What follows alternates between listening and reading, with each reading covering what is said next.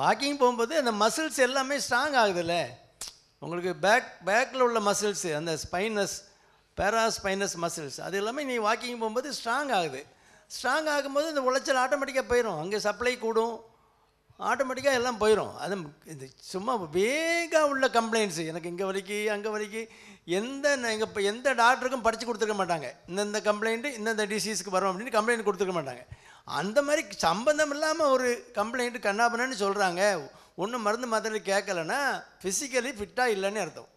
Physical fitness வரணுன்னா just walking it's a king of exercise, அவ்வளோதான். அதனால தான் வாக்கிங்னு சொல்கிறோம். நடந்து பாருங்களா. நீங்கள் சொல்லிட்டீங்கல்ல நடந்தோம் நல்லா இருக்குன்னு சொல்கிறீங்க. எல்லாருக்கும் சொல்லுங்கள், சுற்றி இருக்கவங்கெல்லாம் சொல்லுங்கள். கிளறு கட்ட வரைக்கும் எல்லோரும் நடக்கலாம்.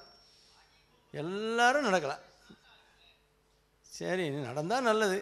நீங்கள் நடக்காமல் இருந்தால் இந்த மாதிரி பிரச்சனைகள் வரும்.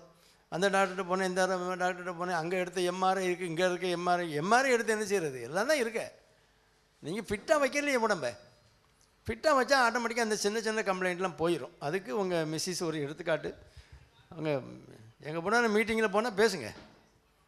முதுகு வலி, முட்டு வலி, அந்த வலி, இந்த வலின்னு வந்தாங்கன்னா, அங்கெல்லாம் டாக்டர்கிட்ட போகாதடா, நடடா, ஒழுங்கா வேலையை பாரு, ஒழுங்கா 1/2 மணி நேரம் வாக்கிங் போங்க அப்படின்னு சொல்லுங்கள்.